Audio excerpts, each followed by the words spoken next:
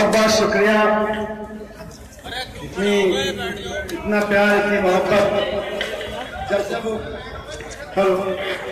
जब जब ओखला में आता हूँ तो इतनी प्यार, इतनी मोहब्बत मिलती है।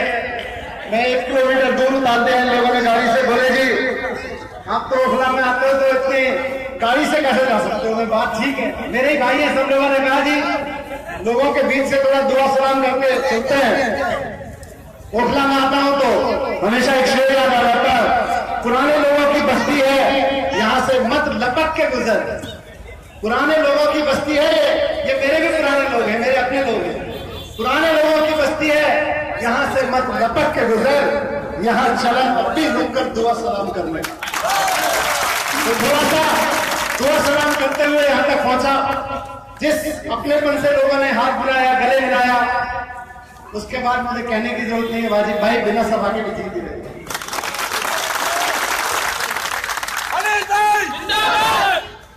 मैं क्योंकि अगली एक सभा में भी जाना है, छोटी सी 2-3 चीजें आपके बीच कह के निकलना चाहूंगा। ये चुनाव उत्तर प्रदेश, पंजाब, उत्तराखंड और इन सब विधानसभाओं के चुनाव के बाद कहने को तो नगर निगम का चुनाव है, लेकिन एक आइडिया का चुनाव है। हिंदुस्तान किस आइडिया के साथ चलना चाहता है उसका चुनाव। और देश की राजधानी ने, आप सब लोगों ने उस आइडिया को, जो इस बात की जांच, आज किसको कौन सा आइडिया है, उस आइडिया का परिचय दे दूं। आज आपके घर में रखे हुए फ्रीज में आपने बिरयानी में मटन डाल रखा है या बीफ डाल रखा है या मुर्गा डाल रखा है, इसकी जांच हो सकती है। लेकिन अगर मैं खड़ा होकर सरेआम चौराहे पे कहूं कि ईवीएम में घोटाला हो रहा है, उसकी जांच नहीं हो सकती है।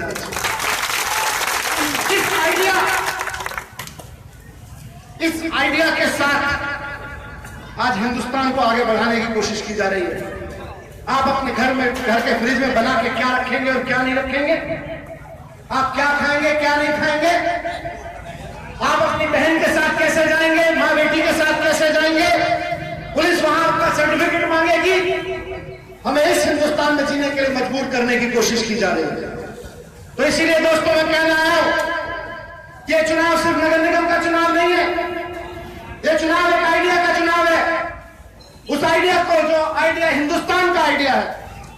हेलो, क्या हो गया भाई? जो आइडिया हमारे अमन चैन के, हमारे हिंदू और मुसलमान के हिंदुस्तान का आइडिया है, हमारे मिलजुल के रहने वाले हिंदुस्तान का आइडिया है, उस आइडिया का चुनाव है। उसको छोड़ मत देना, हल्के में मत ले लेना दोस्तों इसको, भाई बहन। 2 साल पहले मैं अरविंद केजरीवाल जी आपके बीच में आए थे, आपसे वोट मांग के गए थे, सरकार में गए। आपको पता है, आप भी हालात से वाकिफ हैं। 2 साल पहले जब सरकार में आए थे, दिल्ली की सरकार का बेड़ा गर्क करके रखा हुआ था। उससे पहले सरकारों ने बेड़ा गर्क करके रखा हुआ था। किसी दफ्तर में चले जाओ, हर दफ्तर में रिश्वत देनी पड़ती थी। आपके घर में बच्चा पैदा हुआ, उस बच्चे का जन्म सर्टिफिकेट बनवाना है, उसके लिए रिश्वत देनी पड़ती थी। ऐसा बेड़ा गर्क करके रखा हुआ था उन लोगों ने। आपको अपना घर बनवाना है, ऑथराइज कॉलोनी, अनऑथराइज घर बनवाने के लिए रिश्वत देनी पड़ती, ये सारी चीजें थी। और उस पे सरकार का कोई भी काम हो, सड़क बननी हो या बिजली चलना हो या पानी की पाइपलाइन बिछनी हो, बिना रिश्वत के कोई काम नहीं होता था, बिना कमीशन के कोई काम नहीं होता था। पटवारी से लेकर बड़े बड़े अफसरों के ट्रांसफर बिना पैसे से नहीं होते थे। और जब वो पैसे लेकर ट्रांसफर होकर दफ्तर में जाके बैठते थे तो वहां जाके फिर वसूली करते थे, ईमानदारी से काम नहीं करते थे। वो बेड़ा गर्क करके रखा हुआ था दिल्ली का। दिल्ली के सरकारी स्कूलों का, मैं जब पहुंचा सरकारी स्कूलों में, एक एक कमरे में 150 बच्चे, छोटे छोटे कमरे में जिसमें 40 बच्चे पढ़ाने चाहिए थे, 150 बच्चे पढ़ाए जा रहे थे। जब मैं अस्पतालों में पहुंचा, दवाइयां फ्री नहीं, टेस्ट का कोई मतलब नहीं, डॉक्टरों का कोई मतलब नहीं। पिछले 2 साल से बहुत मेहनत की है दोस्तों, आपके वोट की ताकत के दम पे। आपने वोट दिया, आपने वोट सिर्फ हमको जिताने के लिए नहीं दिया, बल्कि उस भ्रष्टाचारी सरकार को जिसने दिल्ली का बेड़ा गर्क करके रखा हुआ था, उसको हराने के लिए दिया। 2 साल पहले तक हालात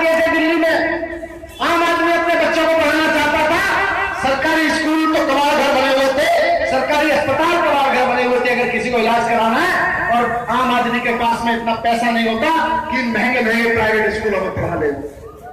ये हालात बना दिए थे लोगों ने। क्यों?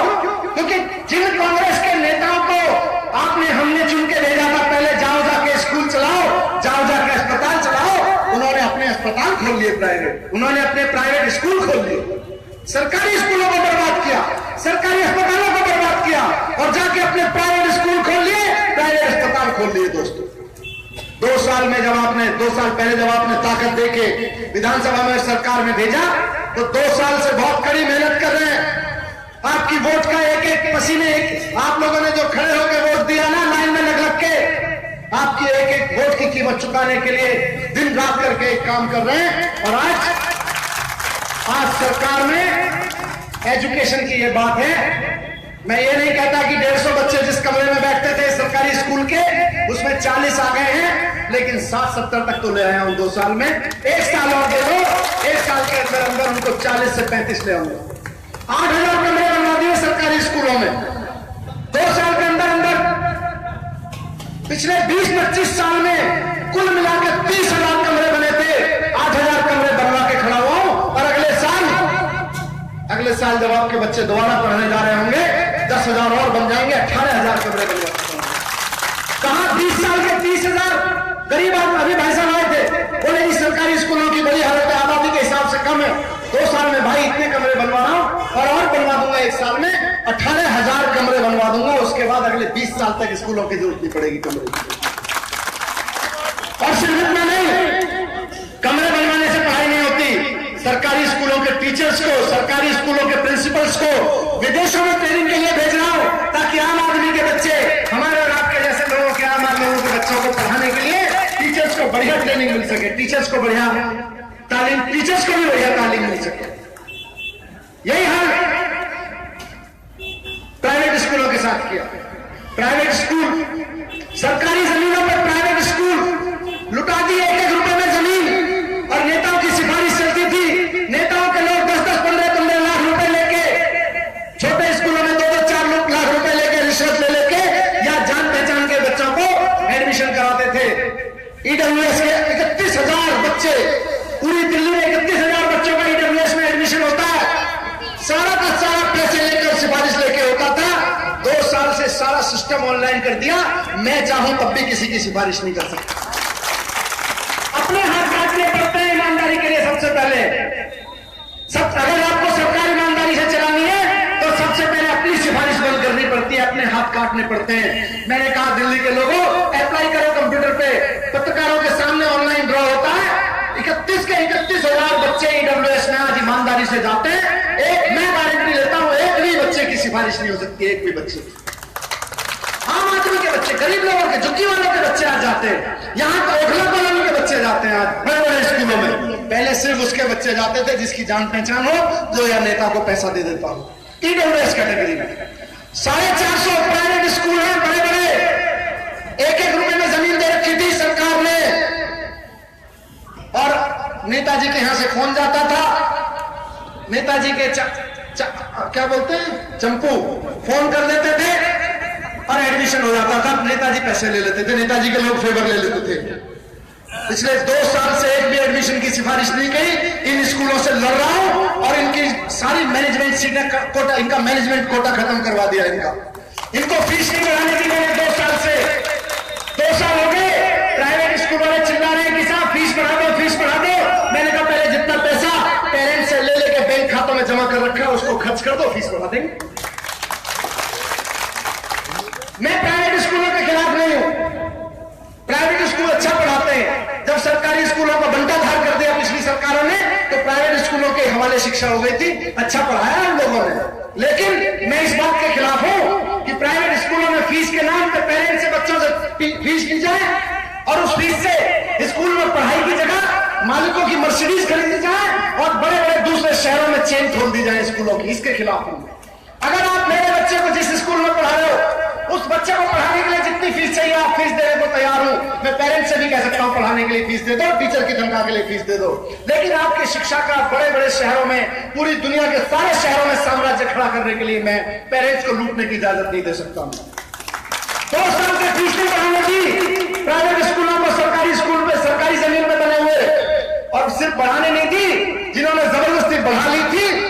लौटवाई है। क्यों किसी तरह का फेवर नहीं लेता हूं प्राइवेट स्कूल से।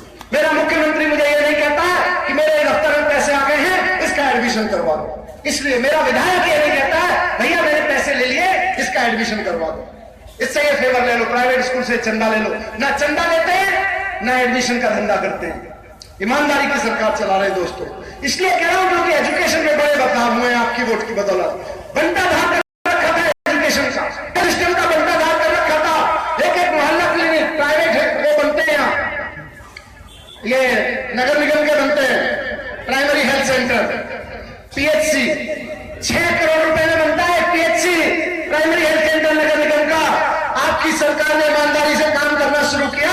गूगल इंटरनेट देख लीजिए क्यों तारीख हो रही है दुनिया भर में उनकी, क्योंकि 6 करोड़ में बनने वाला प्राइमरी हेल्थ सेंटर आपकी सरकार ने केवल 20 लाख रुपए में बना के दिखा। और उससे बढ़िया एसी, उसमें एमबीबीएस डॉक्टर बैठते हैं, उसमें सारी दवाइयां फ्री मिलती है, 200 तरह के टेस्ट फ्री होते हैं और खुला रहता है, बंद नहीं रहता। वैसा मोहल्ला क्लिनिक केवल 20 लाख रुपए में बनवा दिया। ये 6-6 करोड़ रुपए में बनवाते थे प्राइमरी हेल्थ सेंटर। ये ईमानदारी का फायदा है दोस्तों। ये इसलिए कह रहा हूं क्योंकि यहाँ बड़े बड़े प्राइवेट, कोई घर में आम आदमी बीमार हो जाए उसको अस्पताल डॉक्टर जाने से पहले डर लगता है। अभी किसी के घर में ओखला में कोई सीरियस बीमारी हो जाए उसको जितना चिंता इस बात की रहती है कि मेरा ये अजीज ठीक होगा कि नहीं होगा, उससे ज्यादा चिंता इस बात की रहती है कि अपोलो में भर्ती करा दिया और ये ठीक हुए होकर आ गया तो इसका बिल दे पाऊंगा कि नहीं दे पाऊंगा, इस बात की चिंता रहती है। आज आपकी सरकार ने नीति बना दी है कि आप सरकारी अस्पताल में आइए। सरकारी अस्पताल में अगर आपको बिस्तर उपलब्ध नहीं है, अगर डॉक्टर उपलब्ध नहीं है, अगर मशीन की कमी है, 2 महीने बाद का समय आ रहा है, आपको चिंता करने की जरूरत नहीं है। पहले 6-6 महीने इंतजार करना पड़ता था, आज आपको 6 दिन इंतजार करने की जरूरत नहीं है। प्राइवेट अस्पतालों में हम भिजवाएंगे, सरकार खर्चा उठाएगी आपके लिए। सरकार खर्चा उठाती है, प्राइवेट अस्पतालों में आपको जाके धक्के नहीं खाने पड़ते, सरकार भिजवाती है और सरकार खर्चा उठाती है उस बात का। आम आदमी को पढ़ाना लिखाना, आम आदमी को स्वस्थ रखना, उसके बाद डेवलपमेंट की बात करना, उसके बाद बड़ी बड़ी बिल्डिंग बनाने की बात करना। अगर घर में मेरे बाबूजी बीमार पड़े हो, मेरे बच्चे को ठीक से पढ़ाई ना मिल रही हो, आपके डेवलपमेंट के झुंझुने का मैं क्या करूंगा? पहले तो मुझे अपने बच्चों की पढ़ाई करने दो, पहले मुझे अपने बीवी बच्चों को ठीक से इलाज करवाने दो। अगर मेरे घर में सब स्वस्थ रहे और मेरे बच्चे ठीक से पढ़ जाएं, अपना विकास मैं खुद करना जानता हूं। ये आम आदमी की कमी है। अपना विकास हिंदुस्तान का आदमी अपने आप करना जानता है। इस डेवलपमेंट के फॉर्मूले को लेकर चले हैं। आपसे कह के गए थे चुनाव में 2 साल पहले कि वोट दे दीजिए, सरकार बनते ही बिजली के दाम आधे कर देंगे। 1 महीना नहीं हुआ था, सरकार बनने के बाद दिल्ली में बिजली के दाम आधे कर दिए। आज 35 लाख परिवारों को दिल्ली में बिजली आधे दाम पे मिल रही है। जिनका 4000 रुपए का बिल आता था, पिछले 2 साल से 2000 रुपए का बिल आता है। अब तक 48,000 रुपए बच चुके होंगे आप लोग। कितना फायदा हो रहा है। तो दोस्तों आज पानी की बात, क्योंकि यहां मैं कहूंगा इसलिए नहीं क्योंकि यहां तो पानी की बहुत किल्लत है। पूरी दिल्ली में पानी का वादा किया था कि पानी सस्ता कर देंगे, पानी जीरो, 12.5 लाख परिवारों के यहाँ पानी का बिल जीरो आ रहा है। लेकिन यहाँ के लिए जो वादा करने की जरूरत है और जिस पे काम अमानत भाई कर रहे हैं, हमारे वाजिद भाई कर रहे हैं, वो है यहाँ पे पाइपलाइन डलवाना पानी की। पिछले 2 साल में 300 कॉलोनियों में पाइपलाइन डलवा चुके हैं। 300 कॉलोनियों में, द्वारका, संगम विहार जैसे इलाकों में टैंकर माफिया खत्म हो गया है। और मैं, क्योंकि मुझे यहाँ आने से मैंने पूछा था कि पानी का क्या हुआ, मुझे पता है कपिल मिश्रा इसके लिए काम कर रहे थे, अमृत भाई काम कर रहे थे। मैंने पूछा था, इसका टेंडर हो चुका है, सैंक्शन हो चुका है, सारा पैसा 1 साल के अंदर अंदर इस पूरे वार्ड में पानी की पाइपलाइन बन गई। 1 साल भी शायद ना लगे। अरविंद केजरीवाल जी ने वादा किया है, उन्होंने कहा, आदेश दिया है हम सब लोगों को कि 31 दिसंबर 2017 तक दिल्ली के हर मोहल्ले, हर बस्ती, हर कॉलोनी में पानी की पाइपलाइन पहुंच जानी चाहिए। इसलिए पानी के बिल की बात मैं आपसे जब दोबारा आऊंगा, पानी के पाइपलाइन के उद्घाटन करने के बाद जब आपके घर में टोंटी का पानी आएगा, उस दिन कहूंगा कि पानी फ्री हो गया। अभी तो क्या बात कर दी दोस्तों। बिजली, पानी, शिक्षा, स्वास्थ्य, ये सारे ऐसे मुद्दे हैं आपने हमें दिए थे काम करने के लिए। इतनी मेहनत से काम करके दिखाया आपने। हमारे हाथ में पीडब्ल्यूडी दिया था। पीडब्ल्यूडी दिल्ली सरकार का विभाग है। 450 करोड़ रुपए में बनने 500 करोड़ रुपए में बनकर तैयार है। क्यों? क्योंकि नेता का कमीशन, अफसरों का कमीशन बंद हो गया। और जो शुक्रवार से पुल के बनने से बचता है, मोहल्ले में 5 करोड़ 80 लाख रुपए जो वहां से बनता है, उसी से आपको फ्री दवाइयां मिल रही है। उसको मैं अपने पिताजी के घर नहीं ले गया हूं, उसको मैंने अपने बैंकों में जमा नहीं करवाया, उससे आज आपके बच्चों को पढ़ने के लिए और कमरे मिल रहे हैं। आज अस्पतालों का खर्चा उठा रहे हैं उससे आपके बिजली और पानी सस्ते हो गए, उससे पूरी दिल्ली में पाइपलाइन बिछवा रहे हैं। उस पैसे से बहुत पैसा है। सरकार के पास पैसे की कमी नहीं है, नियत की कमी है। जो जो विभाग आपने हमें सौंपे थे उसमें ईमानदारी से काम हो रहा है पिछले 2 साल में, और बहुत तेजी से काम हो रहा है। इस देश की सबसे, आज तक मान तो सकते ही है, इस देश की सबसे ताकतवर और सबसे बड़ी पार्टी के नेता नगर निगम चुनावों में इस ईमानदारी से काम कर रही सरकार के खिलाफ बिगुल पहुंचते हुए कह रहे थे आम आदमी पार्टी को नगर निगम चुनाव में दिल्ली से उखाड़ के फेंकना है। अमित शाह जी, मैं यहाँ ओखला के चौक पे खड़े होकर आपको चुनौती देता हूँ। आप भारतीय जनता पार्टी की 15 साल से चलती हुई कोई सरकार ले आइए, और मैं 2 साल से चलती हुई आम आदमी की सरकार ले आता हूँ।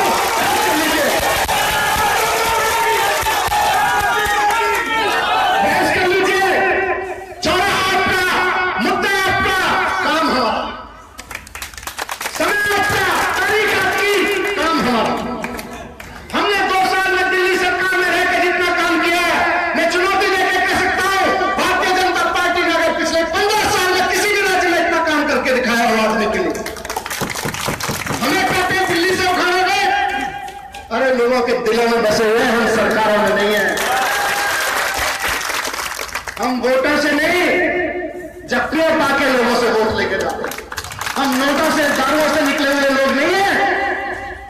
अभी आप उखाड़ सकते हो उन नेताओं को जो दारुओं के दम पे चुनाव जीत के जाते हैं, जो नोटों के दम पे चुनाव जीत के जाते हैं और नोटों के दम पे चुनाव जीत के अपना नोट भरने लगते हैं। आप उनको उखाड़ सकते हो। खून पसीना बहा के हमारे जिया भाई जैसे वॉलंटियर्स ने इस पार्टी को खड़ा किया है। उसके बाद ओखला से एक विधायक अमनतुल्लाह खान निकलता है, उसके बाद सरकार से मनीष सिसोदिया मंत्री निकलता है सरकार में काम करने के लिए। 2 साल खून पसीने की कमाई, खून पसीना बहाया दिल्ली के लिए, ऐसे ही थोड़ी निकाल के फेंक दोगे। दिन रात एक करके 24 घंटे रात के 2 बजे जाकर सड़कों पे खड़े होते हैं जाके मंत्री, तब जाके सड़कें बनती हैं ईमानदारी से। ठेकेदारों से कमीशन लेने के बाद ईमानदारी से सड़कें नहीं बनती।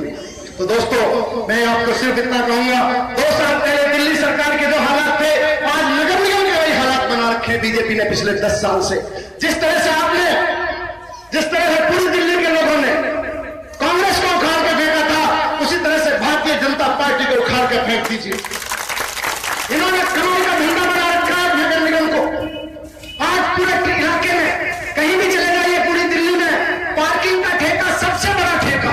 बड़े आप सब लोग जानते हैं, आपके कोई जानकार लोग पार्किंग में काम करते हो, पूछ लो किसका ठेका है। पुलिस वाले आपके दोस्त होंगे, उनको सब पता होता है कौन ठेका चलाता है, किसका ठेका है। बड़े बड़े बीजेपी के, कांग्रेस के नेताओं के पार्किंग के ठेके चलते हैं पूरी दिल्ली में। सारी कमाई वहां से आ सकती थी। जो कमाई नगर निगम को आनी चाहिए थी, वो कमाई आज भारतीय जनता पार्टी और कांग्रेस के नेताओं को जा रही है पार्किंग से। यहाँ बॉर्डर पे, आपके यहाँ नोएडा बॉर्डर से लेकर पूरी दिल्ली के बॉर्डर पे गाड़ियों के आने जाने का जो ठेका छूटता है, टैक्स लेने का, वो ठेका, उसमें बहुत बड़ी बेईमानी होती है। वो सारे ठेके छूटने में बेईमानी होती है। इन सबसे जब पैसा ईमानदारी से आ जाए, उसके बाद उसको सबको कैलकुलेट करके हमने कहा कि दिल्ली की जनता को नगर निगम चलाने के लिए हाउस टैक्स देने की जरूरत नहीं। हमने कहा हाउस टैक्स माफ करेंगे। इन्होंने कहा हाउस टैक्स माफ करोगे तो पार्लियामेंट जाना पड़ेगा। अब तो 2 साल से आपने सरकार में बिठा रखा है, हमारे हाथ में भी 4 कागज पत्थर आ गए। जैसे ही हमने कहा आम जनता का हाउस टैक्स माफ करेंगे, इन्होंने कहा नहीं, इसके लिए तो पार्लियामेंट जाना पड़ेगा। हम कागज निकाल के ले आए। हमने कहा विजय गोयल जी, आपके हवेली का अगर हाउस टैक्स नगर निगम में बैठ के माफ हो सकता है, तो ओखला के आम आदमी के फ्लैट का हाउस टैक्स भी नगर निगम में बैठ के माफ करेंगे।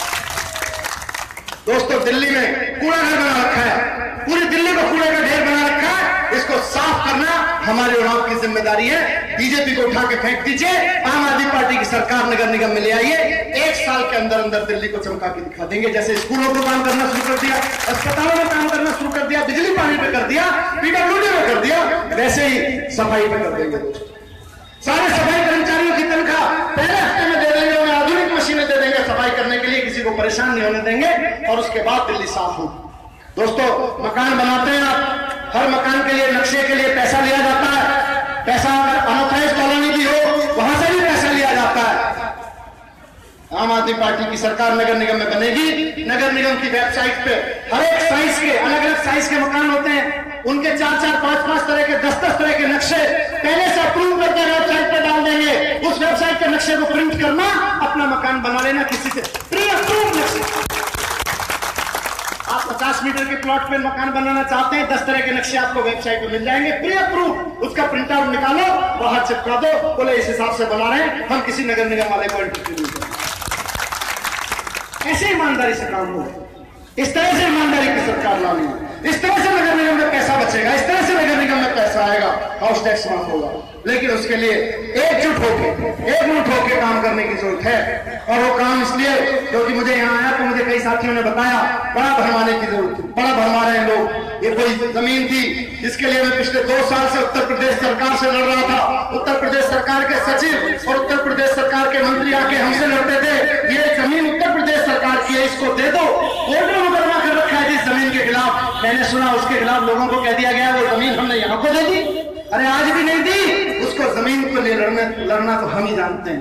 2 साल से लड़ना, फाइलों को रोक के बैठा हो, अगर इनकी चलती तो जमीन उठा के ले जाते हैं यहाँ से। उसको रोक के रखा हुआ कि फाइलों पे ऐसे नहीं जीतने देंगे, आपको कोर्ट में ऐसे नहीं जीतने देंगे, ऐसे नहीं मान लेंगे कि यहाँ बीच में, ओखला के बीच में कोई जमीन आ गई, वो जामिया के आसपास कोई जमीन आ गई, टुकड़ा आ गया और वो सीधे उत्तर प्रदेश सरकार का हो गया। ऐसे नहीं लगाने देंगे जमीन आपको। उसके लिए भी हमें लड़ना है। बस आपको हाथ मजबूत करने की जरूरत है, आपको झाड़ू को मजबूत करने की जरूरत है। झाड़ू को आप मजबूत कर देंगे, आपकी लड़ाई खत्म हो जाएगी। आपकी लड़ाई 2 साल से लड़ी है, आगे भी लड़ेंगे। मैं इतनी बात कह के अपनी बात समाप्त करूंगा। उम्मीद करूंगा कि अगली बार जब 23 तारीख के बाद यहाँ पे आएंगे तो पार्षद भी आपका